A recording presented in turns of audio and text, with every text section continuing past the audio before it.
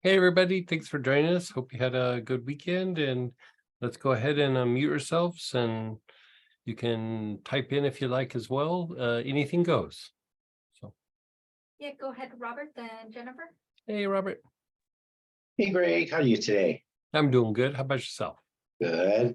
I missed class this weekend, had some family commitments, and I'm looking forward to getting into it. It's like Yeah. I'm on study group so I can hear what other people said about the class. I'm excited. Oh, good. I have a question for myself though. Yes. For about the last month, I have been having some problems with my left leg. It's like a pain that is not regular and Okay. generally on the outside and sometimes on the inside part of the leg. Uh, it can happen day or night. It happens, I can be sleeping on my left side or right side, and the problem comes up. I've been to a chiropractor, and the chiropractor says, oh, it's probably your lower back. I happened to be at my doctor, and I asked him about it, and he says, it's probably your lower back. I don't feel anything at all wrong with my lower back. I'm not ruling it out. But I went to my acupuncturist today, and she said there were some more severe blockages in my stomach channel than usual. Okay. And she's done some things for it. What else might I do? Okay. So let's get a little bit more specific. So it's on the outside of your leg, like it's like mid thigh, your upper thigh, your lower thigh on that side. It's upper to mid thigh, Okay. outside, and occasionally on the inside of the thigh. In that same area. Yes. And when you sleep, does it hurt like when you're laying on your side? Sometimes, but not always. And does it hurt on the side or like more? Do you ever get like an achiness up in the hip? Like not like right on the socket, but like close to the socket? I get more of that when I'm laying flat and move the Okay. leg, then the Okay. hip area tends to hurt. And once the pain comes at night, if I put a pillow between my legs, that will minimize the pain. And Okay. I've been sleeping with a pillow between my legs, but it's only 80 in the house and, Yeah. not very comfortable. And which leg is this? This is your right Left leg? leg. Left Left leg. leg. Okay. And okay, so on the inside, the outside. I even sometimes feel it in the lower leg, and I do occasionally feel it in the ball of my foot. And when you feel it in your lower leg, it's down the back of the leg or on the shin? It's would be the outside back corner, so to speak. Okay. Yeah.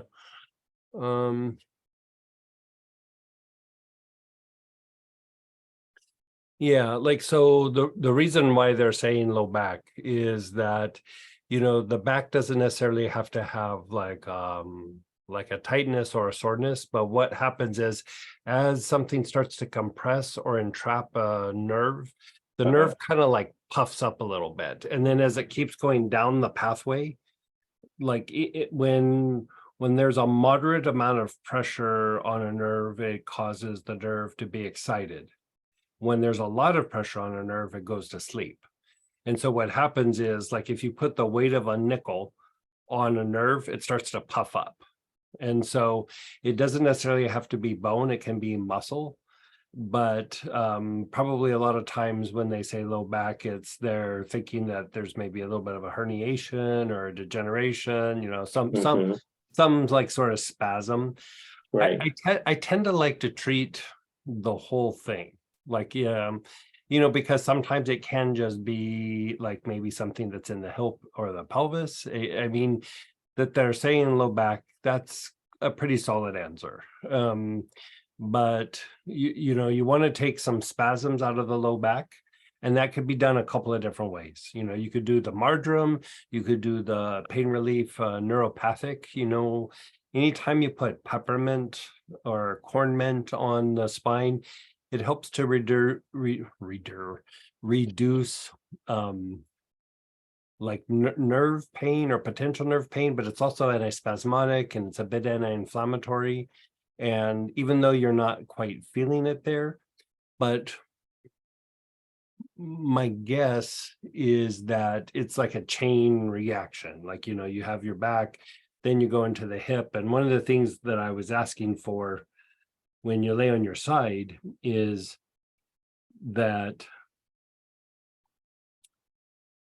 it doesn't sound like you have this, but I still want to talk it out just in case. But Okay. like when you lay on your side, it's usually the side that's up. It's not always the side that's down, but because the leg is going like at a greater angle, you're laying and your leg is passing past your midline, like when you're sitting, you're standing, both legs are kind of in their spot. But when you're laying on your side, the leg on top tends to cross over the midline and is a little bit more stretched. And there's a little ligament that goes from the pelvis to the aspect of the top part of the femur that will get stretched and irritate some of the muscles in and around there. And they can cause a chain reaction like this. And, it doesn't even mean that there's something wrong. It's just that sleeping position causes some irritation. You're maybe lacking a little bit of tone in a particular area. I don't even know that that's that big of an issue, except that it's causing pain. But when you see it causing an issue down the side of your leg, it sounds like it's the outer part of the quadricep or the iliotibial band itself, which is a big tendon that runs along the side of the leg. And then you're getting some on the adductor, like on the inner part of the thigh. So most likely there's a little bit of probably a postural alignment. And, that's the thing that can happen sometimes when you get an adjustment, like standing, you might be fine, but then sitting, you kind of go back into a posture. Like, you keep correcting it, but you lay down, you're taking, the tension of gravity off and the body will go into an even different position. Right. And so I would go through and we were going to explore this aspect a little bit, but we can do it right now, actually. So what you want to do is, I talk about fascia and fascial release and things like that, but really what you're starting to look at when you want to go deeper with fascial release is there's muscles that work with each other and there's muscles that work against each other. And part of the issue is that there starts to be like these little imbalances that can happen where to release it, you work the muscle and then the muscle that opposes it. And you're kind of trying to bring like a balance of it. And in doing that, you can stabilize the hip, you can stabilize the leg, you can stabilize the hip flexors and all of that. And so let's just do a little preliminary, like a little run through right now. And so you could use, and let's have everybody do it. So grab, if you have fascial release, if you have wintergreen, if you have marjoram, if you have spikenard or valerian, basil, petitgrain, helichrysum. Helichrysum is a good choice. Let's see what people have with that, and we can keep going down the rabbit hole. And Robert, are you having pain right now, or even if it's not pain, does it feel a little uncomfortable right now? No, right now it's fine. I Feels had good. that acupuncture treatment this morning. Okay. But it's weird because I can be sound asleep, everything's fine, and then, like you said, it's almost like something Then it fires off. spasms. I suspect it's something's happening in like a position when you're sleeping. Mhm. And it's like kind of, it's not necessarily always a bad thing, like that the hips aren't super wound up tight. But then what happens is like you lay in positions where it's like it kind of goes past its normal range of motion, and it can cause like agitation in, certain areas. And Right. so we'll go through and we'll just do this, because the other thing that it's on the outside and then the inside of your leg, you're describing nerve pain, but you're also potentially describing something where even if the hip is in alignment now, there was like maybe a history of the hip being elevated, and there's like kind of a pattern still in the soft tissue of that elevation. Most times where you see that is usually on the inner thigh or the outer thigh. And so usually more the inner thigh. But we're going to play around with something. Let's just see how this makes you feel. And it's something you can practice. I mean, we're going to go deep on this like later, like most likely in study groups, but even doing this actually helps reduce stresses and tensions in the body, and actually helps to relax the brain and the mind. And so it has actually even a psychological impact. Not that the brain is causing any of this, but it just helps the brain just be more relaxed. You're able to fall asleep easier. You're able to relax the mind, or disconnect from a situation that maybe you're working on or grinding on. You're just basically dealing with opposition. And so when we have a lot of opposition, even in misalignments in the body, I'd almost say especially in misalignments of the body, it throws off our mental processes, because the mind is trying to resolve that opposition, that conflict, even though it's just postural alignment.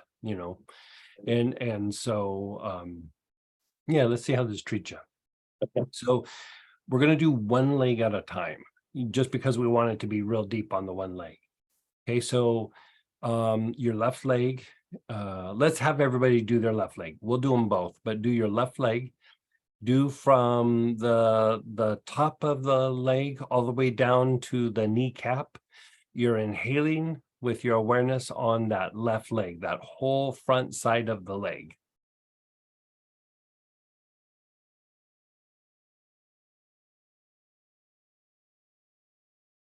Taking long, slow, deep breaths with your awareness on that front leg.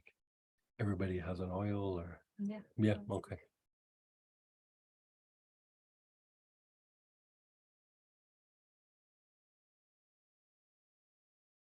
Keep taking long, slow, deep breaths.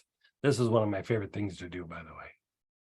Like when I'm watching a movie, I do this oppositional stuff in my body. I have one because of all the crashes and injuries and things.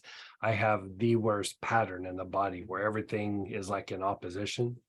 And so I have to constantly do things to unwind it. And it's just, it's so soothing. Now, same leg, you're going to the back of that leg. So from like the bottom of the butt cheek all the way to the back of the knee, you're inhaling on the whole back side of the leg.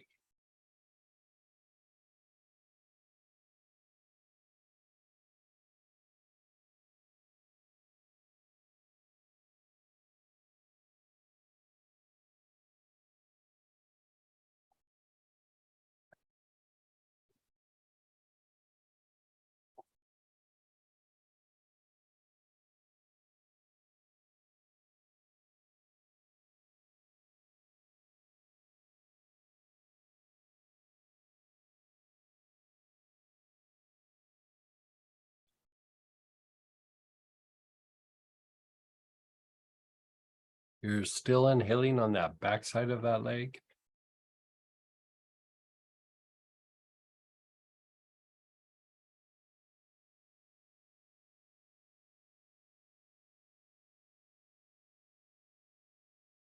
Now go back to the front side and do the front side again.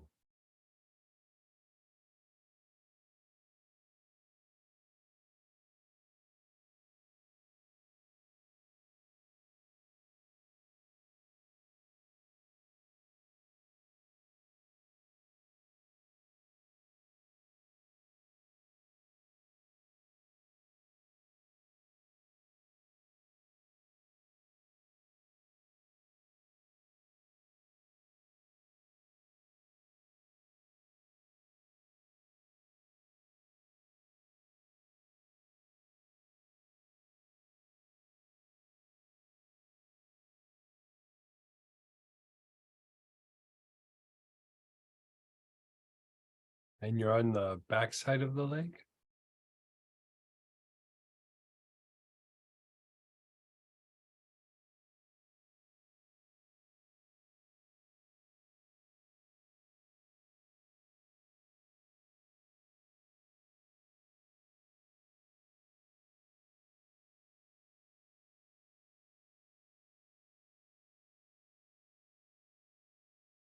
Okay, now go to the inner thigh.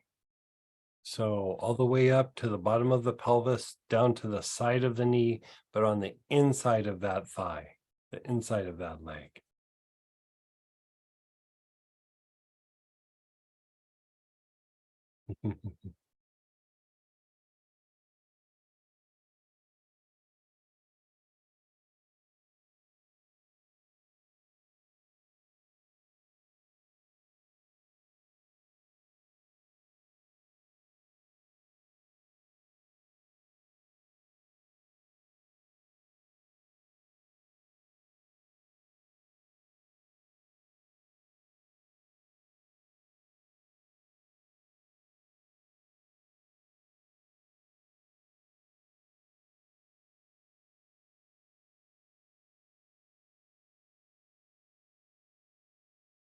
Now go to the outside of the leg. So the side of your hip all the way down to the side of your knee.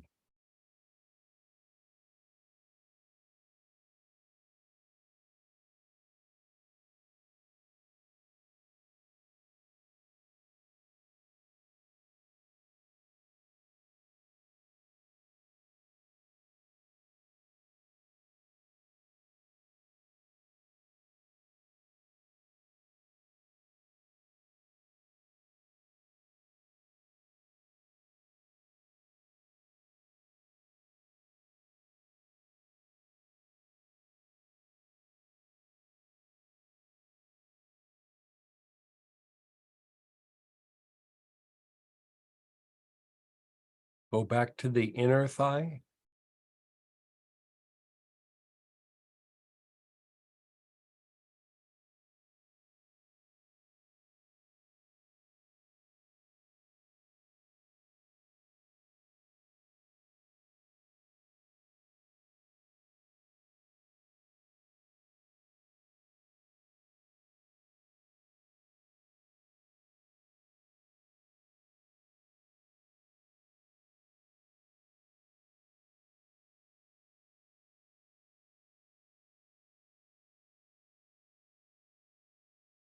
And go back to the outer thigh.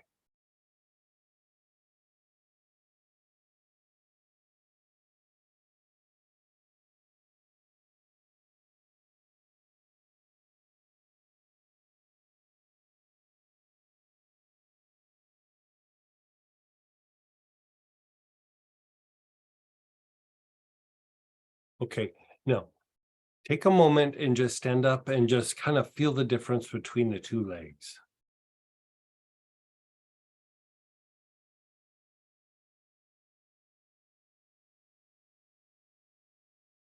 What do you notice? My right knee. Extra pain. But my ankle on my left leg is actually almost hurting now. So, okay, so Samantha said that like her right knee now didn't feel tight before, but feels tight. It was the same amount of tightness it was before, but Mhm. because the left one feels better, the right one's like, I don't know about this. Like, it doesn't want to participate. But we've done the thigh, so she's feeling it even in the ankle of the same leg. Now, here's the issue is you're not just working with the muscles of that leg, you're also working with the muscles of the other leg. So we kind of transition into the other leg a little bit differently. So this is what we're going to do. Your awareness is on the front of that left thigh, but at the same time, it's going to be on the back of the right leg. So you're doing opposites you're doing double opposites, opposite front and back, and then one leg, the other leg. So front of the left leg, back of the right leg. Full front. Yeah, the whole front of the left leg, the whole back of the right leg. So your awareness is on your left front of your leg. And at the same time, your awareness is on the whole backside of your right leg.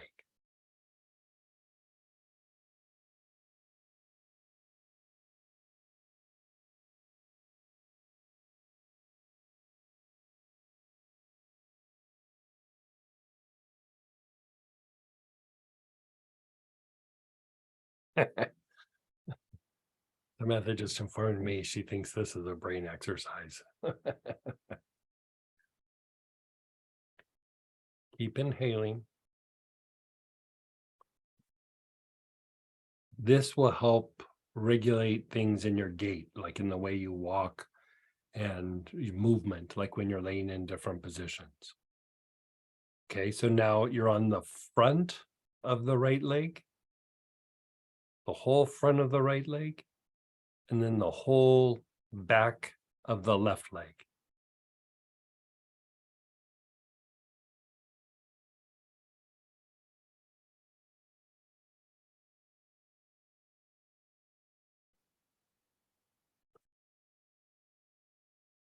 Front of the right leg, the back of the left leg.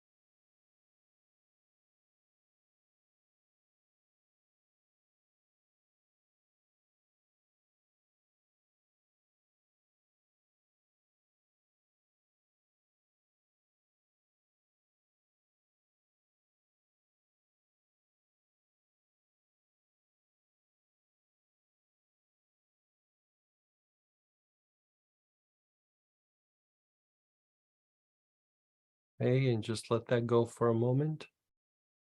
Now you're just inhaling on your front of your right leg. You're just doing the whole front side of your right leg.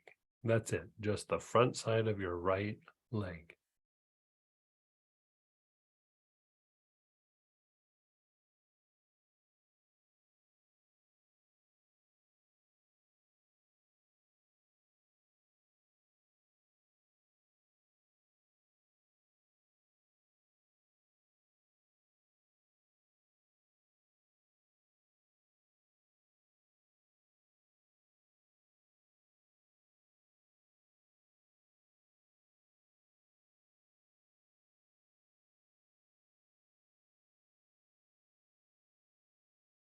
And now it's on just the back side of the right leg, the whole back side of the right leg.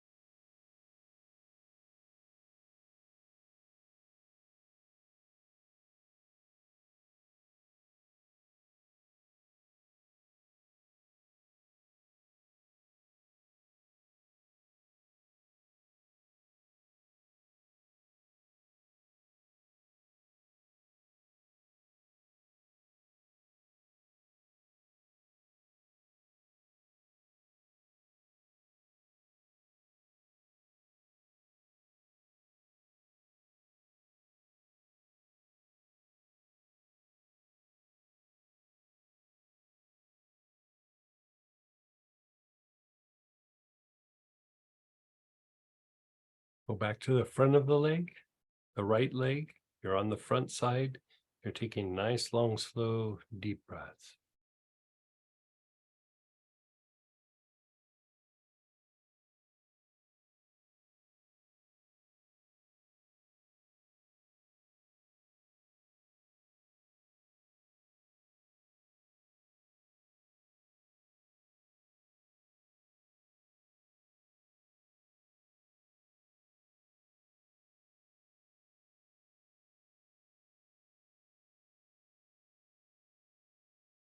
And then back to the back leg.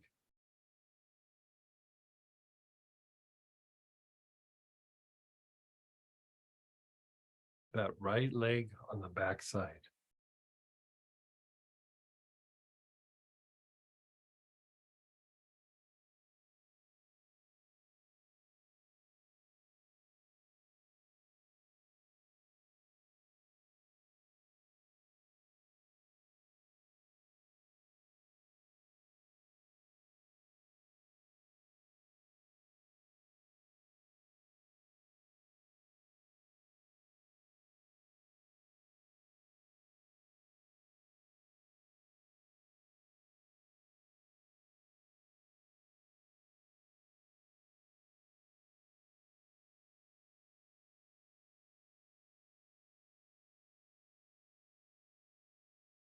Now do the inner thigh, the right leg, the inner thigh, from the top down to the knee.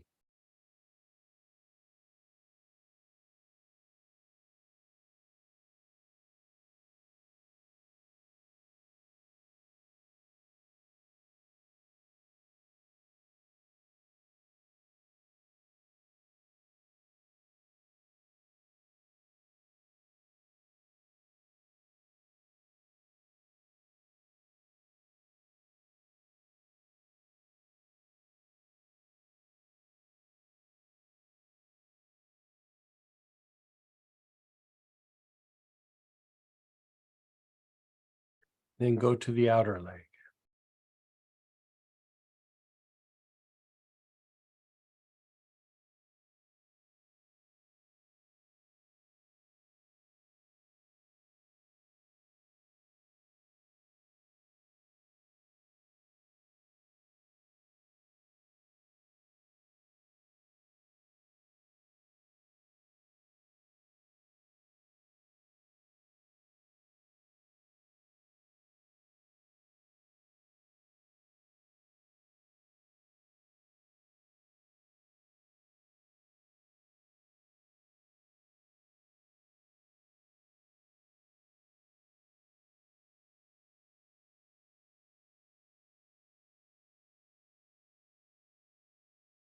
Go back to the inner leg, the inner thigh.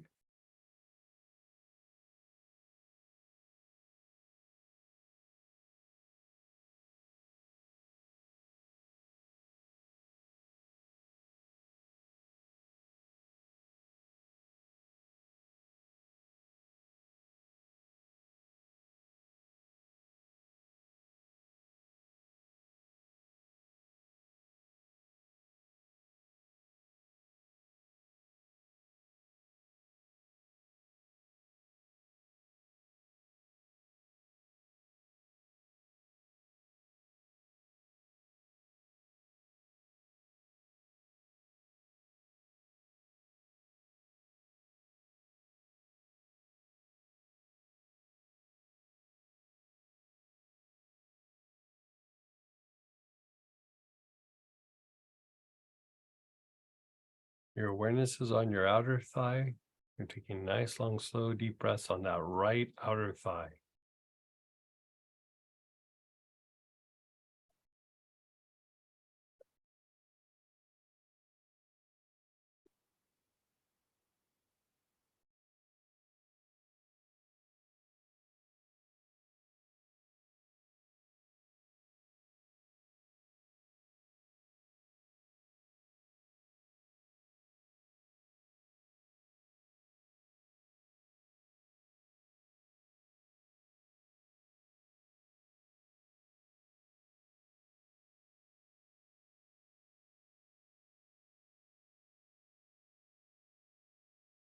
Okay, now do the inner thigh of the right leg and the outer thigh of the left leg. Inner thigh, right leg, outer thigh, left leg.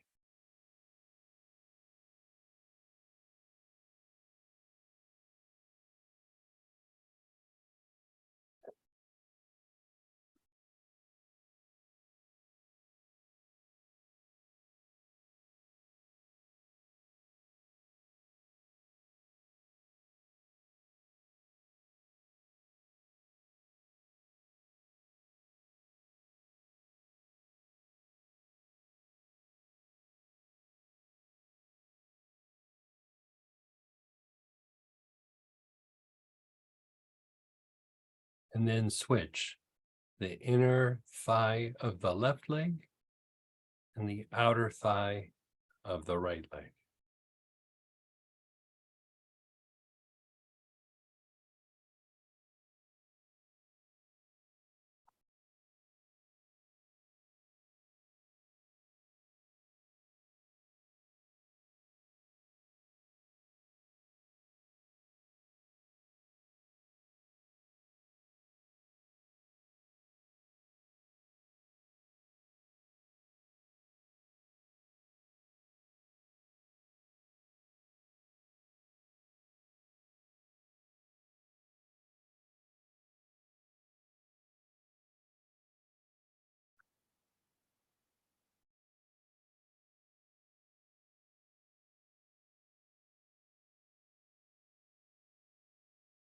Okay, now just be still. Notice how your body feels.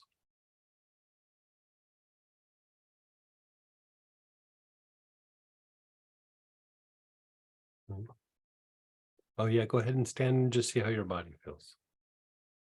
We're not done. We're going to do one little bit more, one more little tiny piece, but how did that feel for you? Feeling good. Your right knee doesn't, your right knee doesn't hate this process anymore. Okay, so now there's these muscles in your low back that each side like opposes each other. For those of you with anatomy, it's the quadratus lumborum, but right now let's just call it the low back. So you're going to go to your low back, but you're only going to do one side of your low back. So let's do the right side. So in your low back area, you're just doing the right side.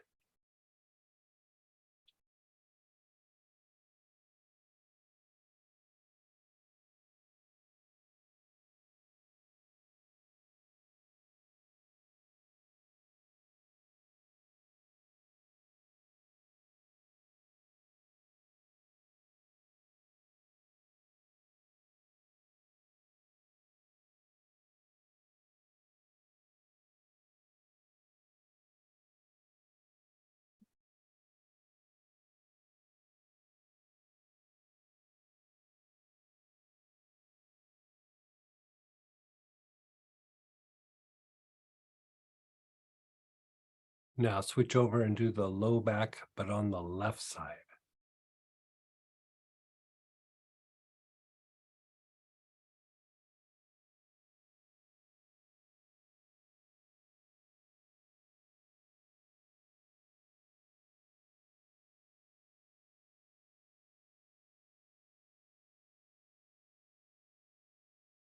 This came low back to the butt.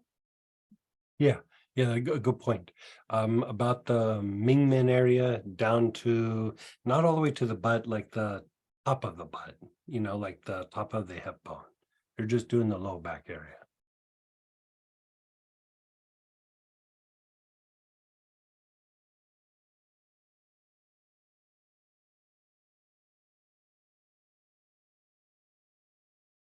Yeah, when we do this officially, I'm coming up with ways of being able to do diagrams for you guys.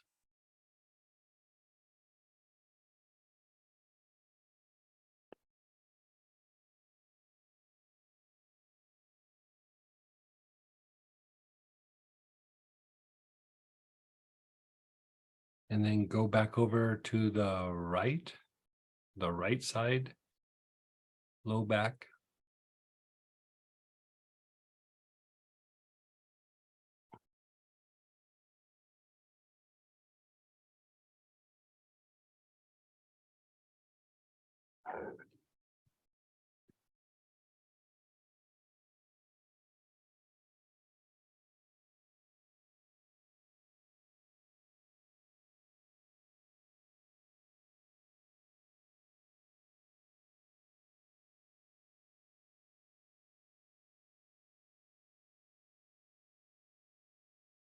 Okay. This next piece, a little tiny bit harder, just because you have to, how we practice body awareness? You're going to have to do that a little bit. If not, just fake it. like the energy will get kind of in the area, but you're going, excuse me, you're still going to the low back, but you're going through the front side. You're going like through the area below your belly button to like where your underwear kind of comes up to the top part of your pelvis area. Like in that area, kind of move your way in until you feel some muscles in your back. You're trying to hit your hip flexors. So just kind of go into that area the best that you can and take some long, slow, deep breaths.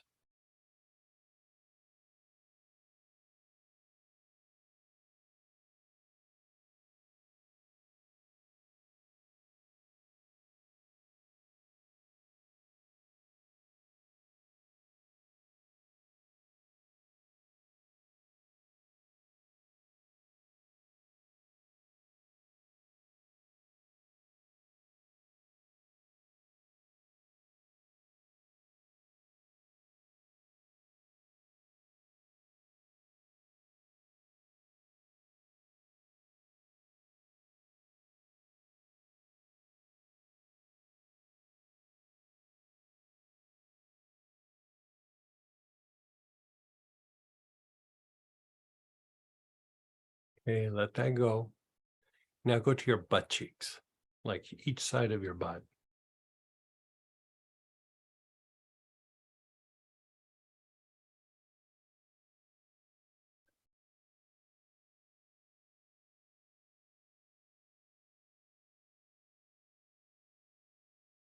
Both sides at the same time? Yeah, or- both sides at the same time.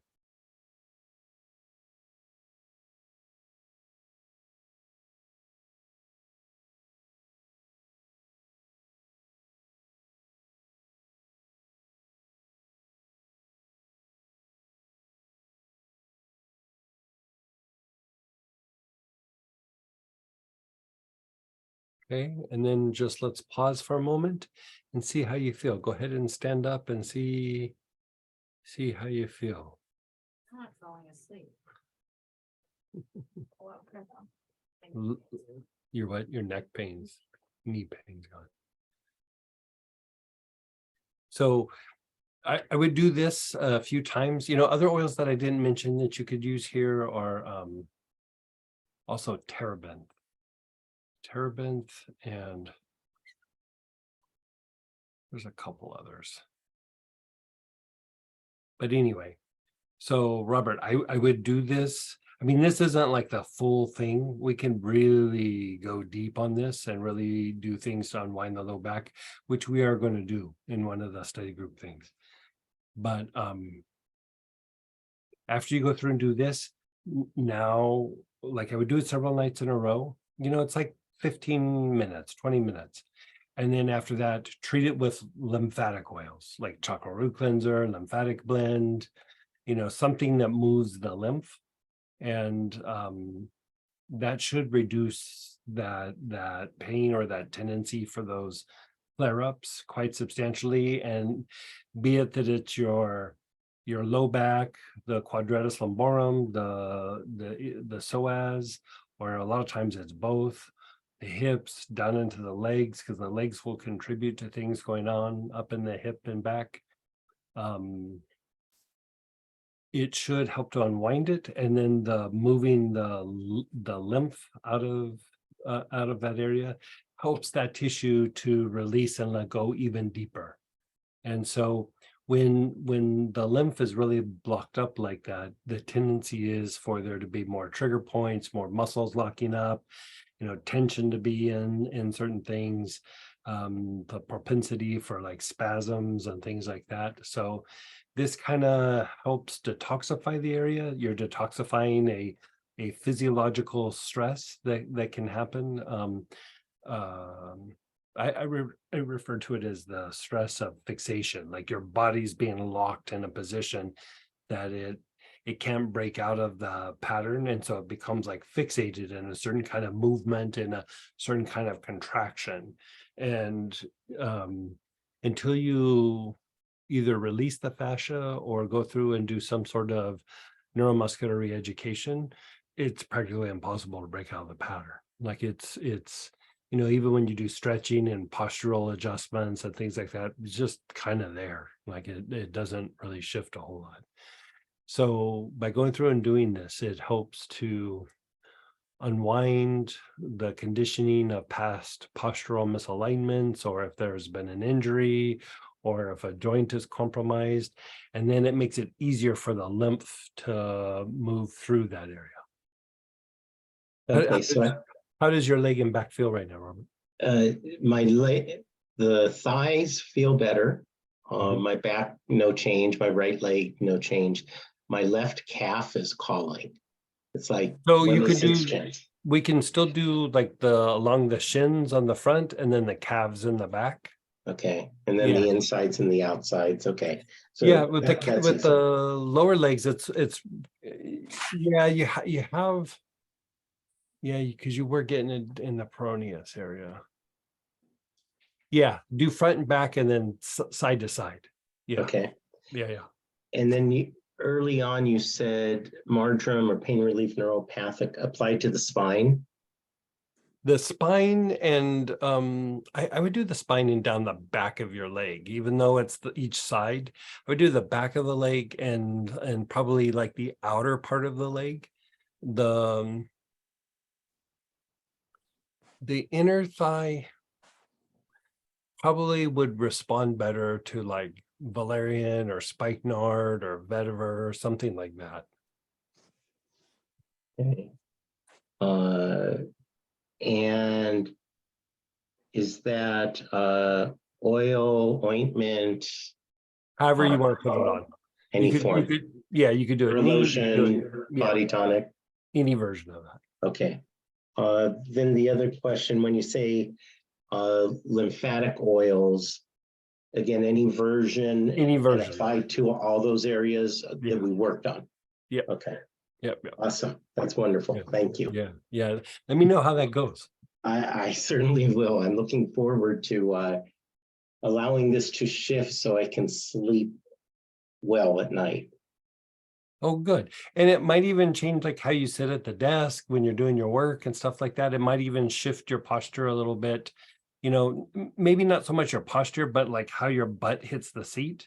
Like sometimes like where that is will shift things in your hips and your low back. And so I'd even pay attention to like how you're sitting. As I'm sitting here right now, as you began to say that, I could tell that my back is sort of leaning toward one side, my upper back, Right. which is it's not normally that way, Right. but that I know it's okay. It's just things starting to move. Yes, things To starting find to it, shift. Yeah. yeah, find a new normal. Right. Okay, thank Very you. good. You're That's so going to be welcome. fun. Yeah, it'd be fun to play with. Yeah.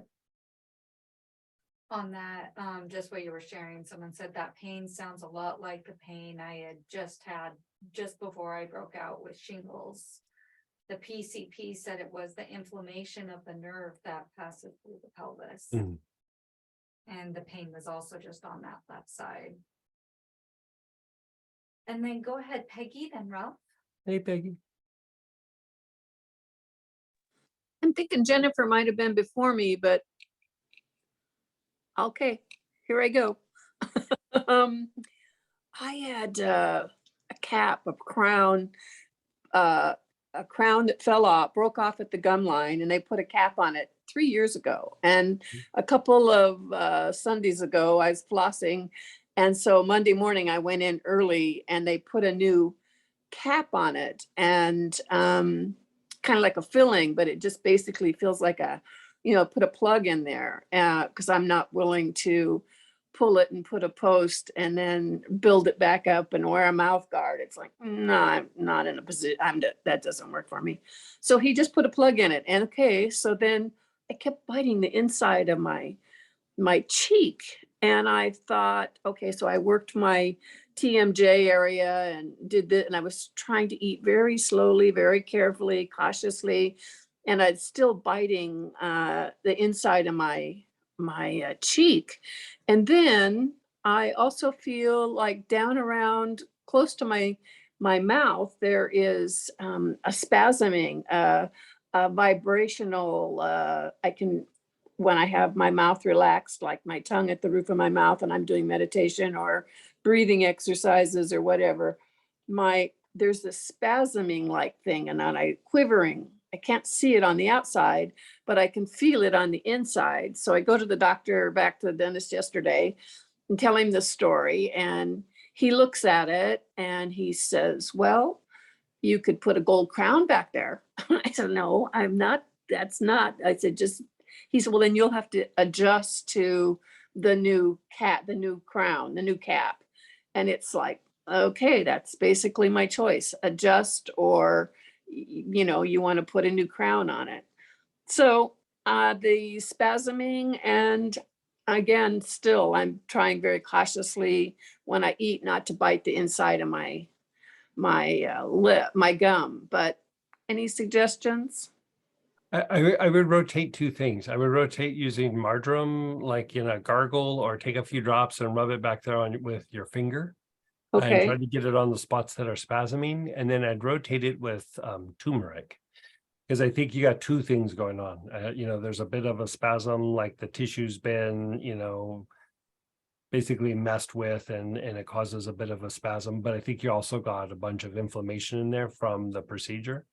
And so the turmeric will reduce the inflammation pretty substantially and just like kind of calm everything down. Sometimes what happens with inflammation, especially in more superficial tissues, is it'll cause like what you call a fibrillation. And it's just like this little quivering thing. You know how like sometimes you get an eye that flickers or something? Yeah,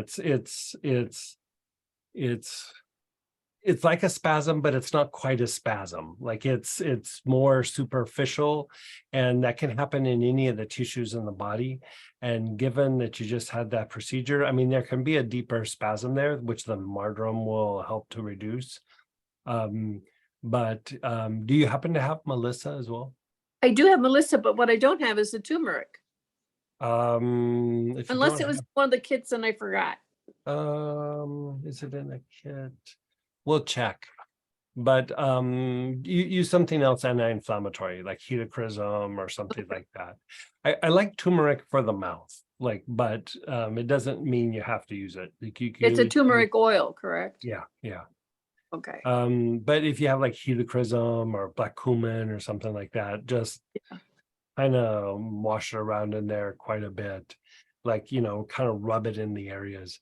But definitely do the marjoram, and I'd probably take 2 or 3 drops of Melissa, just because Melissa is very good for calming down fibrillations. Okay. Fibrillations are basically like the nerves get chaotic, like they'll start quivering because of inflammation. Like the inflammation causes like a chaotic neurological response kind of. And so you're just kind of hitting all those different pieces. And so that should calm it down relatively quickly. Okay. Thank you. Thank you. Thank you. You're so Keep you welcome. posted. Thank you. Yeah, good. Go ahead, Ralph and Jennifer. Hey, Greg, Hey, Ralph. Hey, how are you? I'm doing pretty good. On some of the processes we've been doing, like you say, pay attention to the spine, put your awareness on the spine. Mhm. What I'm noticing when I do that is I'll have a spot that's an inch or 2 off the center line, off Okay. of the spine, one side or the other, sometimes a little deeper into the body, sometimes on the surface. That still qualifies as the spine area? Yeah, like I'd say yes and no. I would address those things because those things are impacting the spine. But one of the things that's happening as you're putting your awareness directly on the spine is you're moving energy up and down the spine, and Okay. you're releasing like deeper emotional things that can be potentially like embedded in the spine or embedded in your physiology. Okay. But like you shouldn't overlook that thing that's like deeper. And so like in the process, I would go to those areas and try to calm those down, but eventually make it back to the spine itself. Okay. Yeah. So I mean, I would do both. Yeah. Okay. Yeah.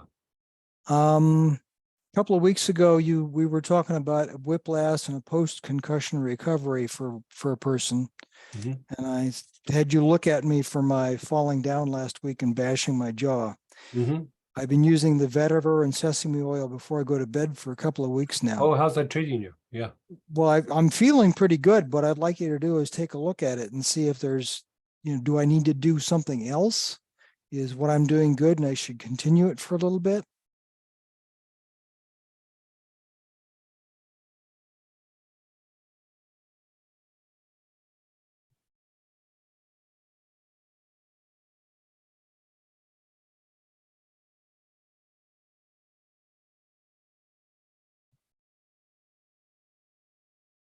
On the left side of your head and jaw, I Yeah, would do like a little bit of like kind of trigger point work. So you could use like terebinth or pine or even anything lymphatic-y, like yeah. even charcoal root cleanser, kunzia, like anything that you have, and put some on the jaw and then on the side of the head, like in the temples, like put some on your fingers and then just kind of rub it in. But Okay. especially like if you look kind of like here's your ear, like a little bit above the ear, and there's Okay. a line that goes from about here to here. Yeah. Like just kind of really rub it in that spot. Okay. Your it's looking better, but that one side is a little bit more like compressed. Like there's That's the side that hit the ground. yeah, like it. Oh, is it really? Yeah. It looks like it's just got a little bit of trigger point activity. It's not really that bad, but if we're looking at like what can I do to like unwind it even more, that side could use Yes. a little bit more work. Okay. Excellent. Yeah, I'd even do the thing that I was like just kind of talking with Peggy about, where you take a little bit of marjoram and just kind of swab it back on that jaw on that side a little bit. Mm-hmm. I'd Yeah. maybe just once or twice. Like I wouldn't Yeah. even do it a whole bunch, but just Yeah.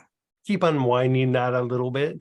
I mean, it looks better, but it definitely could still use a little work. Yeah. Okay. And you can even get in and like take your fingertips and then just like push up and then just hold it for like 5-10 seconds, and then like you're not sliding your finger, and then you like kind of pull down and then Mhm. go back and then go forward, but you're not moving your fingers, you're moving the tissue. Like you're going Yeah. forward, you're going back, you're going up. And if you just did that a few times, it would Mhm. probably unwind it. Yeah. Okay. Good. Yeah. Also, shout out on the essentials class number 14, vital centers. You had Mhm. us using Splendor for the arm and the leg minor chakras. Mhm. I've been doing that at night when I wake up, and it's done wonders for settling down my overactive intellectual center.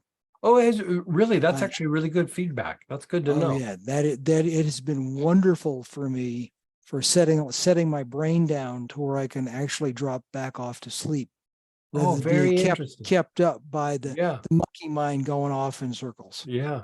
Great stuff. Thanks. Boy, that's great feedback, Ralph. Thank you. Okay. All right. So thanks. Talk to You're you so later. welcome. And then go ahead, Jennifer, then Chris. Hey, Jennifer. Hi, Greg. How are you? Hey, how are you? How's Aiden? Good. He's doing really well. Good. He's a little bit like his back is straightening out really nicely. Nice. I'm away right now, but he told me because he just went to the chiropractor, he had a little bit of inflammation on the left side when he went, but I mean, he's really straightening out nicely and Very good. growing nicely. So we just keep at it and with everything that we're doing. Good. And he's growing. He's still on the deer antler.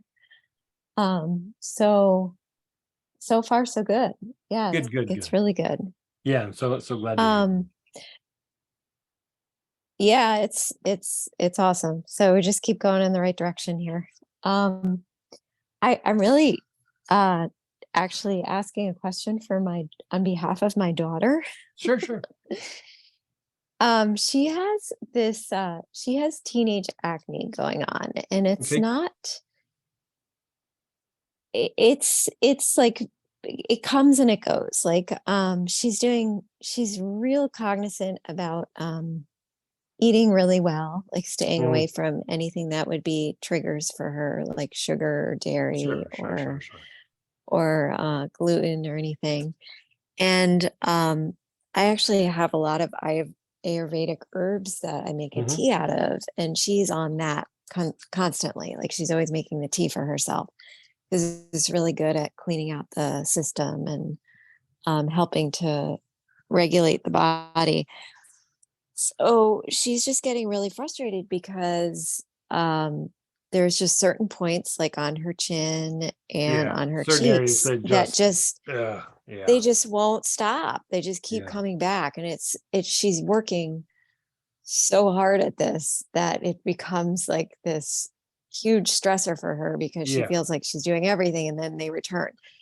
So we were So both like I would say a talking the other couple of night, and I things. thought maybe I'll ask. Yeah, I'd say a couple of things. Like, so for one, like, it's the kind of the cliche thing, like with teenagers, it's the hormonal thing, which is true, but it just still doesn't mean that things can't be done to go through and treat it. And anytime you see acne, be it on the face or anywhere on the body, like think of it as like it's your body's like emergency way of detoxifying something out of the body. And here it's just like hormones and hormonal shifts and things like that. And so you could try a couple of different things. One, I would do like a couple drops of helichrysum and like however she washes her face at night. Like I'd put a couple drops in that and then really rub it in. And you could even put helichrysum directly on the spots.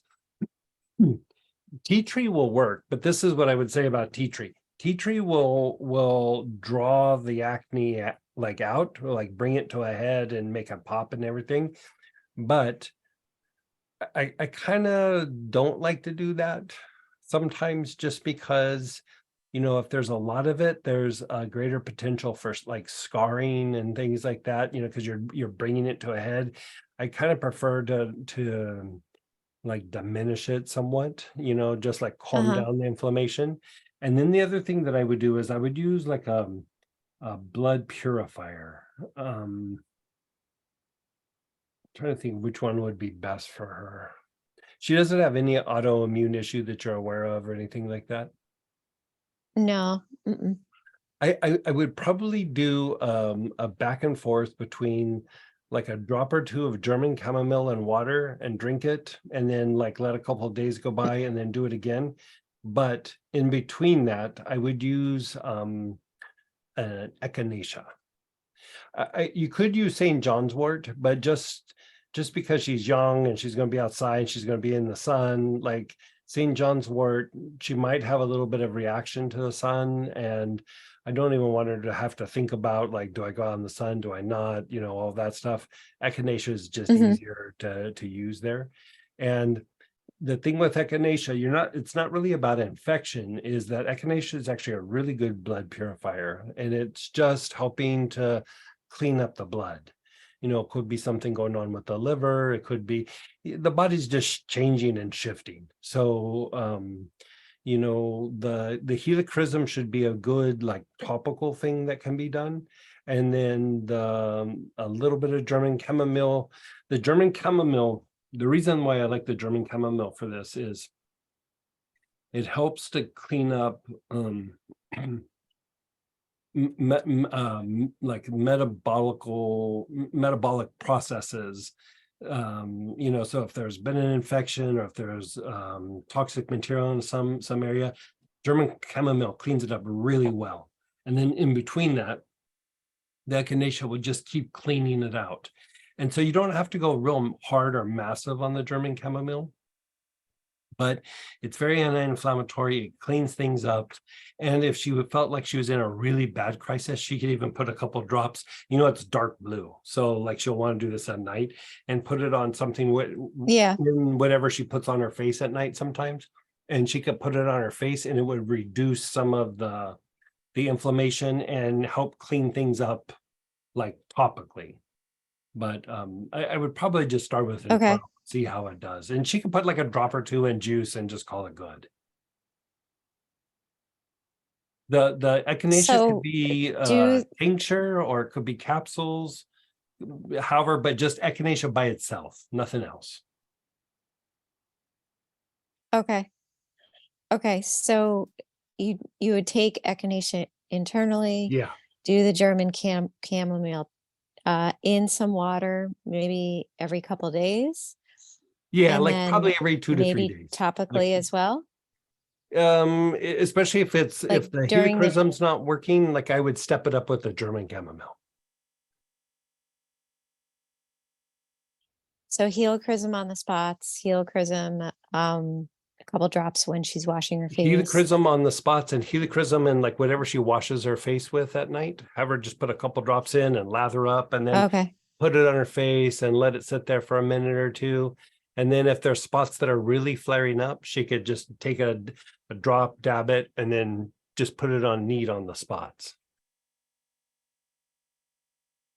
okay. It usually is will take the this- inflammation down pretty good. And is this just like start this like as soon as she gets it and then Yeah. Oh yeah. continue I would start it immediately until she outgrows it. and then just keep it consistent until she outgrows it. Okay. Yeah. Yeah. I mean, Okay, it and the usually doesn't German last chamomile for too. yeah, it usually doesn't last Okay. for a super long time, but I mean, it could be a thing that happens for a few years. Okay. Yeah. All right.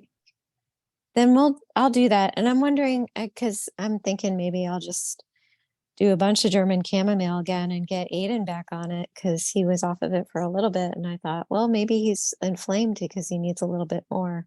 If he's, I mean, the frankincense and myrrh is pretty solid. But if he's still Yeah, having a little flare up, you could put it on the spots, like, or just have him sure, take a little extra internal from time to time. It does reduce sure. things down really quickly. The thing that I like about Yeah. the chamomile and the helichrysum as well, especially for your daughter, is that you're treating the area, but you're also like, helichrysum's a very good free radical scavenger. So it helps Uh-huh. even like kind of the precursors that turn into inflammation and things like that. And then both the helichrysum and the German chamomile are both also very good for the liver. And Okay. so sometimes there's a little bit of a liver issue when there's acne. And that's part of why the acne is busting out in the different areas. And Sure. it kind of hits all the spots. Okay. Yeah. All right. Awesome. We'll do that. Thank Good, you good, so good. much. Yeah, good hearing Appreciate from you. all Yeah. the help. You too. You too. So all right. Thanks. Yeah, I think we're up there Look, in September. Like we'll be seeing you guys. in really? September. Yeah. All right. I'll have to make sure I'm available for that. So absolutely. That would be awesome. I would Yeah. love to see you guys in person. Yeah, we'll be up there. I think it's like the third week in September or something. Yay. Okay, great. Fantastic. I look forward to it. And then go ahead, Chris. Hey, Chris.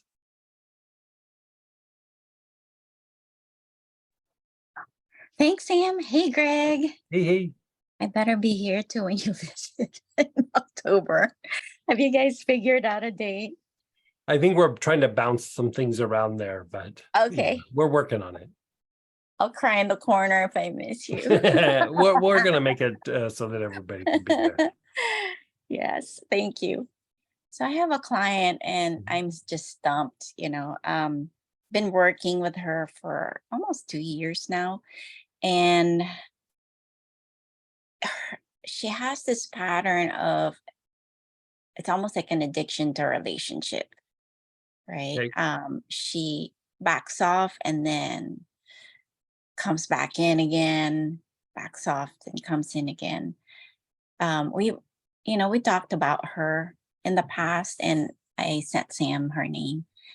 Don't mind taking a look. And she's the one where we did a lot of deep trauma work, Okay. deep releases.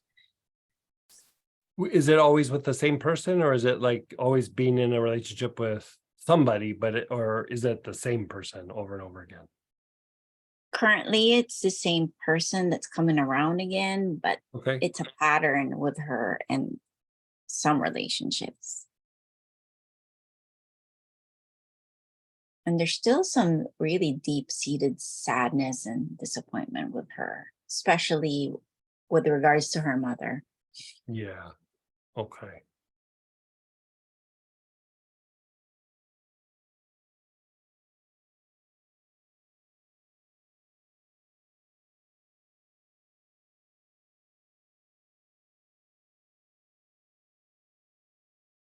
Okay, this is what I would do.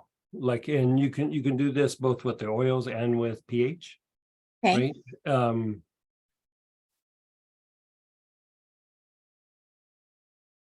So like we'll talk about from the oils, but you could also just substitute pH for the pattern that I'm talking about with EV, right? Okay. And Thank- so what you'll do is you'll have her think of either the person that is coming in and out of her life, or Uh-huh. if she wants, she can do, or if you think it's good, do the mother. Like just have her, nothing in particular, just have her connect. Like, okay, I'm going to think of the mom, I'm going to think of this person, whatever it is. Just Okay. have her think for a little bit. And as she's thinking about it, have her put her awareness between the eyebrows, right? And Okay. so have her continue to think about that for a little bit and then let it go. And then, so at first she's just thinking about it, and then eventually she's smelling the oil. I'm going to have you use cistus. Sisters. Okay. Cistus, yeah. So use cistus, and then you're inhaling, and the awareness is between the eyebrows, and then move it to the bottom of the tailbone, right? And Okay. then after a little bit there, then run her through the pattern for the organs of blood purification. She doesn't have to think about anything anymore.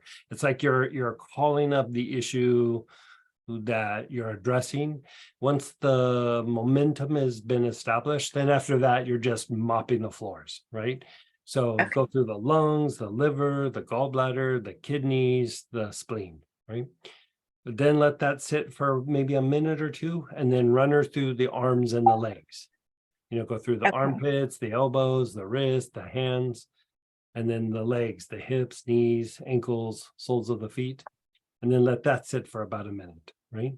Then run her down through the spine, either clean the spine or have her just put her awareness on different parts of the spine, right? Mhm. Then let that cook for like a minute or two, and then have her focus on her main men, and then and still with cystis, you're inhaling, probably like a lot, like as much as she can handle, like just on the main men. Just keep pumping it on the main men, right? And Okay. then at that point, there's going to be a bunch of stuff coming out of the solar plexus. And so then you can just use kind of whatever you want to clean up the solar plexus. You could use charcoal root cleanser, you could use Palo Santo, you could use frankincense, Gilead, just anything that just flushes out the solar plexus. Okay. Yeah, do that a few times, and it will, because I don't think it's a mental pattern. I think it's an emotional pattern. It is. Yeah. And she'll think one way, but then feel a different way. And Mhm. it's a weird thing to say, but it's just like it's like a kind of stress that has accumulated over a period of time, whereas there's just been things that have been opposing each other. Like, I don't like this person, but I like this person. This person Mhm. hurts my feelings, but I love them. It's like stuff like that. And at Right. some point, it causes these oppositional things. And then the byproduct is we come up with like an emotional pattern to try to like harmonize these things that really are almost like polar opposite. Right. Yeah. It's like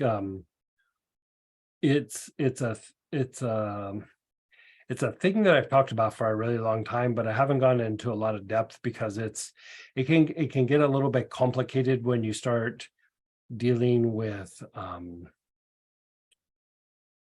not so much like what we're talking about here, but it's the same thing you would do for working the soul rays, you know, the different rays of the soul. Like each ray has like its difficulty that the higher faculty and the lower faculty have a hard time. They're just at opposition, you know, for a while. And so it causes these like patterns, and depending on what soul ray you are, different patterns for different people. And so it's a little bit harder to address on that level. But on this level, this is actually kind of what we're tapping into with the Ganesha class, the one that we're doing. It's basically just dealing with these emotional oppositions, and it's not even it's about releasing them. It's about like harmonizing it and releasing the stress. And in that, you kind of shed like, oh, this doesn't really work for me, or I'm going to make you. Basically, you start to become able to harmonize the mind and the emotions, and you go, well, that's the way I feel, but that's not a good choice for me. Where before they're operating very independent of each other. You know, it actually causes a type of you know, we talk about brain fatigue, and then we talk about things like chronic fatigue syndrome and fibromyalgia. There's a thing that's like even kind of beyond brain fatigue, and it's called psychasthenia, and it just means like depleted depleted brain or depleted mental faculties. And it makes people like super indecisive. It makes them prone to anxiety and irrational fears. It makes them hard to make a decision. It makes it hard, like they doubt things. They'll have a lot of self-doubt or doubt about what's happening in their environment. And it's all this byproduct of the brain having to process so much opposition that the brain just goes, ugh. And just like your body gets worn down, your brain can get just that worn down. And so you can't just like fortify the brain. I mean, you can, but you almost have to unwind some of these oppositions, and they're very, very unconscious. It's not like the person's making conscious choices about these things. But in doing so, it actually refines the will, and refining the will then starts to go like, I can make a decision. I can choose this. I can choose that. I'm doing this. I'm not doing that. The reason why sometimes people have a hard time making decisions is it's just a kind of depletion that happens. And so we're doing a little bit more involved thing with in the Ganesha class, but When is that again? it's not this weekend, it's the following weekend. Okay. It's just a 1 day or two. It's just a little quick and easy thing. And so we're doing a more involved version of it, but this will get the ball rolling for you. Wonderful. Thank you so much. And you can do it repetitively. Yeah. I find that like when I used to do this on clients, a lot of times they would sit and space out, or they would fall asleep during the session. Like it's that soothing. It's like very, very soothing. Okay. It's like you take that opposition away unconsciously. It's not like you're going, oh, I'm trying to do this, I'm trying to do that. It's unconsciously they're trying to resolve something that really is not even something that's in their power. Like, you know, it's just this like conflict. And so that opposition can cause the anxiety, it can cause agitation.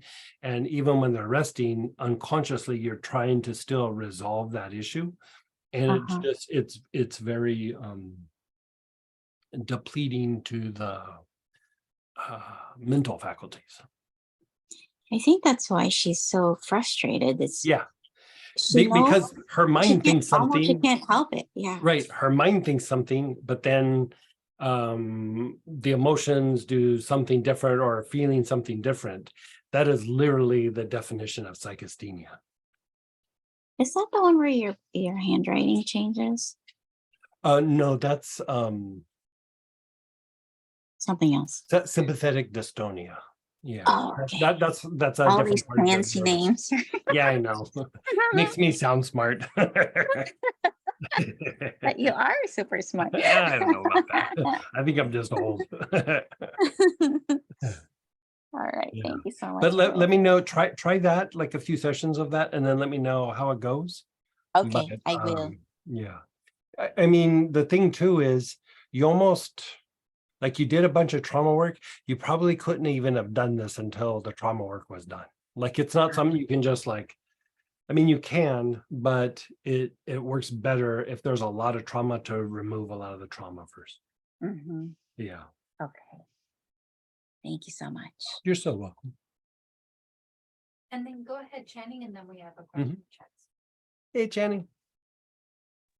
Hi, Greg. Hi, Sam. Hey, hey. Thank you for the class over the weekend. I have a Oh, question my on the pleasure. class, and then I also have a question for you, not related to class, but Okay. I'm experiencing. So the first question on class is, I loved the class, super hard. Was it Because really? It Yeah. was hard for me I mean, because one, you're in I like couldn't stay. you're in I the couldn't- kind of work and you're also like, you know, ahead of a team and everything where I could see that maybe it was a little hard, you know, because you have people grinding on you even when you don't know it. Yes. So what was hard about the class is the oils were heavy hitter oils. Yeah. Yeah. And I found myself, it was really hard to stay awake. Oh, that's actually a good sign. Oh, Uh, I felt like I was hanging on it by a thread. There No, was a couple of super times. good sign. I was so because scared to spill the tuberose, the osmanthus, like all the Yeah. fancy oils, that I sat up straight. And I think like when you're on an airplane, Yeah. you kind of fall asleep. I felt like I was just nodding off and just catching my neck and trying to hold my Hey, head up. let's hold on for just a sec. Let me go to the bathroom.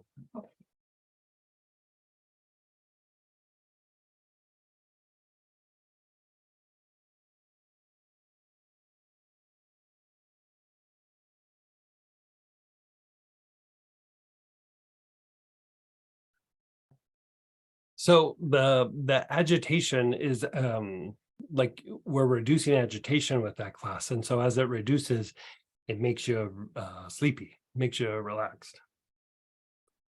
The very first part, like the first 2 minutes of class, you said a couple of things that hit home for me was Mhm. this addiction to difficulty or drama Mhm. or attracting Mhm. sort of people gnawing or grinding at you. I realized that I might have been the problem, that I might have had that pattern in my energy field. And do you remember saying that in the first like 2 to 5 minutes of class I on don't remember saying it, but that's a very common thing. Like you know, I have to have that talk with myself sometimes as well. And you know, when you're in a situation where there's like conflict and stress and stress and stress and stress, and then all of a sudden it goes away, or you can do something to make it go away. There's almost like this piece of like, but now what do I do? Like, you know, you get kind of good at like developing the skill set to deal with it. And then when it goes away, it's just you get so used to it that it's hard to let it go. And so I don't want it. yeah, I don't want it. And I don't know where it began. I have a sense that it might have started at an earlier point in my life because of sure.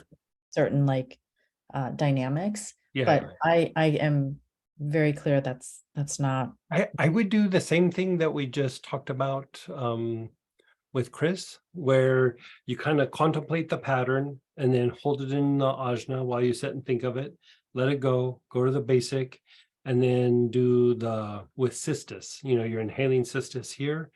And then the basic, and then go through the organs of blood purification, then go through the arms and legs, and then go to the spine. And then after all of that, a lot of time on the Ming Men.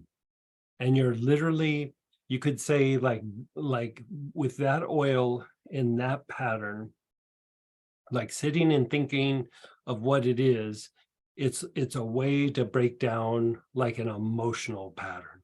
Like a lot of times we think these patterns are more mental when really they're more emotional, where you're just dealing with opposition. And if you think of like what the solar plexus is, the solar plexus sees everything black and white. And some of these situations aren't as black and white as you think, but it gets so used to either relaxing, pushing back, relaxing, pushing back, goal, no goal, whatever it is, that the solar plexus will develop like a kind of certain pattern that it's like it generates a kind of momentum, is the best way to describe it.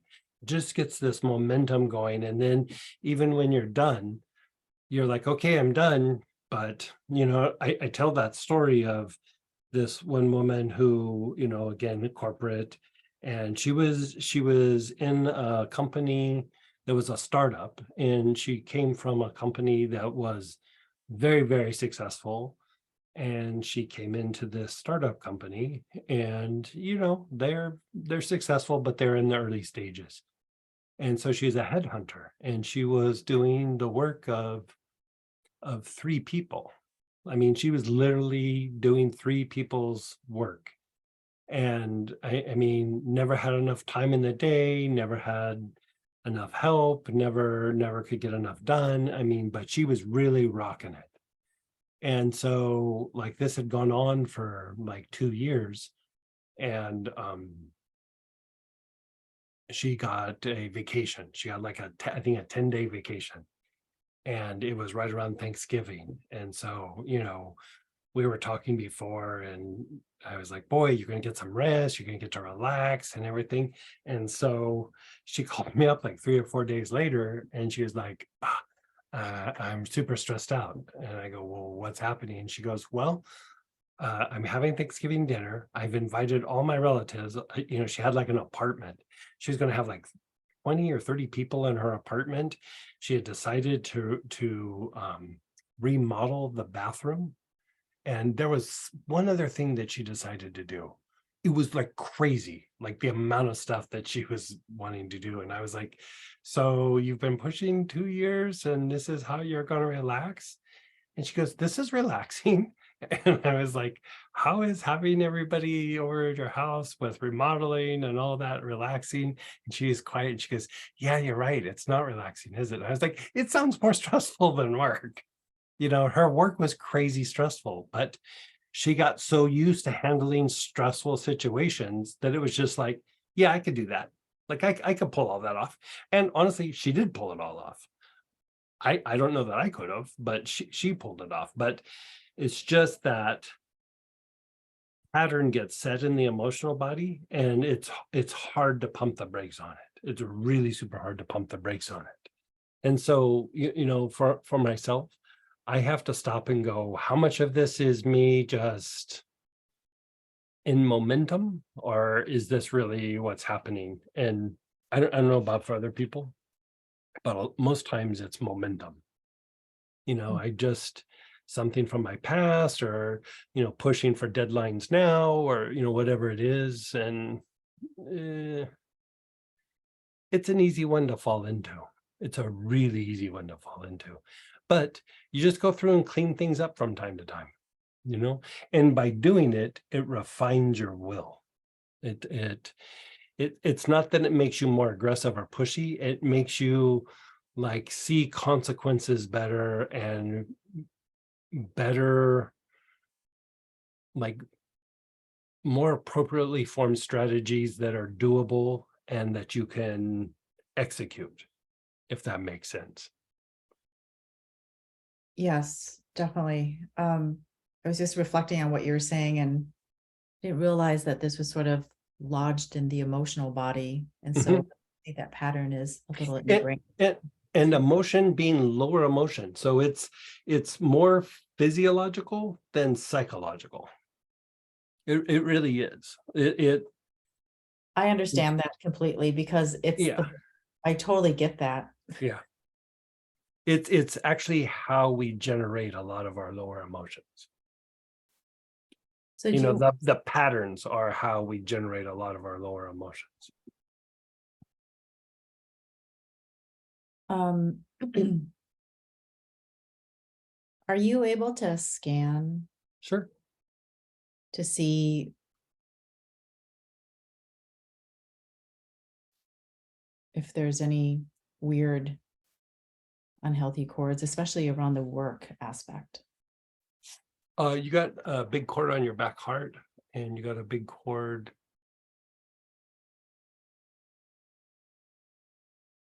on the left side of your brain. Yeah, can you say a little bit more about that? What is that about? People just wanting you to stick to What? their plan or think the way they think. Mm-hmm. Yeah. What can I do to, I'll cut them at the end of the night. but it'll just come back again because it's the same people I have to work with. True.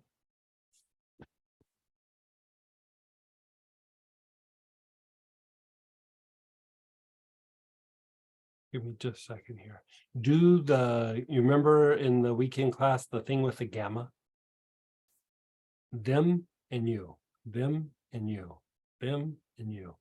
Just like think of them for a little while, inhale, and then come back. How do I feel on my body? And then inhale, and then think of them, inhale. It'll change that dynamic. Okay. Yeah. Very, very common in your kind of setting though. Like any sort of corporate setting where it's deadline oriented or task oriented. Yeah, there's something changing and evolving that's happening now. Okay, that helps. Yeah. Yeah, and Let very, me very, know how the gamma thing does. okay, I made a Yeah. note of that. Thank you. I have a very quick question to ask you. I recently, Sam knows the details about this, and I actually had to talk to Letty about it too because I needed to get some perspective. Mhm. I've been seeing this healer for almost 2 years now. It'll be Mhm. over 2.5 years now on a weekly basis. And in the beginning, I had a hunch that maybe this just wasn't the right fit, but then somehow I just kind of relaxed into it Mhm. and thought that I would use this experience as a way to kind of grow, Mhm. spiritually develop, and again, it was also for personal well-being. So then over time, there were like clear benefits, but it was sort of like not consistent.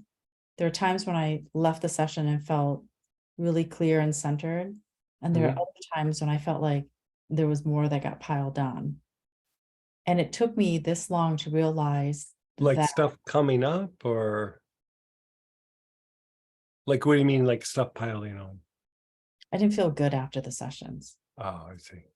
You know, like after you have a healing session, my expectation that the treatment would sustain at least for a little bit, right? Mhm. So, but it was just the interaction and the communication style Mhm. that felt really controlling. And I didn't realize that I could do something about it. And then in the last several months, I just had like this loud voice in my head that said, it's time to go. It's just time to move on. It's time to kind of respectfully, sort of disengage. Mhm. Was so scared to disconnect. And then I finally did that yesterday or the day before, Monday.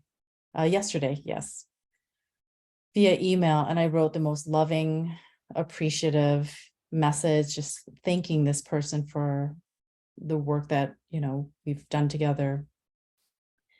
And sure enough, I got a reply back, and it was a very, very clear jab.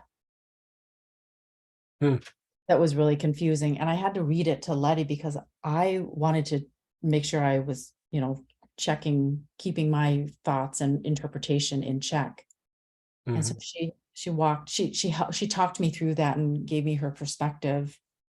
And it was, just really grounding to hear that. But I wanted to ask if you can check on that cord to see because that person said something that says, well, good luck with the challenges that you're going to be facing ahead. In that tone. Like, I wish you the best, blah, blah, Okay. blah, but good luck to you with all the challenges that you have ahead of you without me, is how I read it. Okay. And so you wanted me to like check the connection between the two of you, or? I want you to cut the cord if there is one, or just clear that if you can.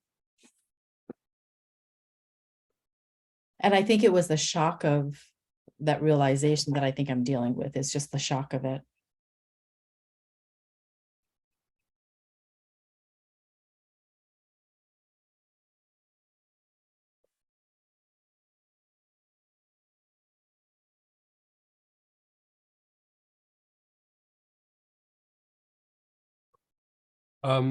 There's a little something there, but it looks like that person cut the cord themselves just to disconnect and whatever.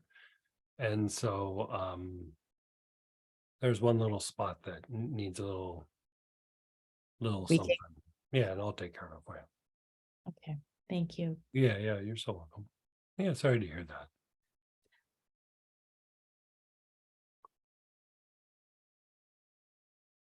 Yeah, there's just one spot. But like with like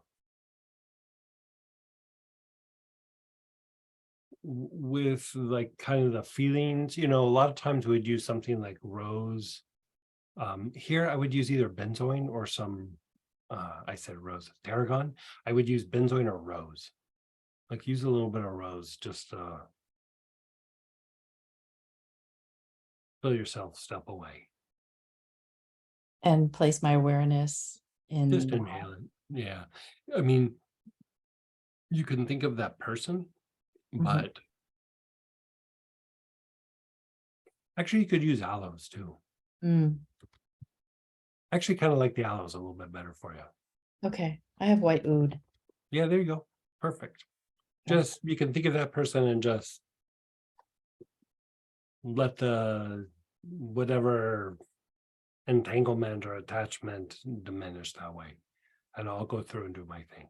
Yeah, thank you so much. You're so welcome. And let us know if it still lingers.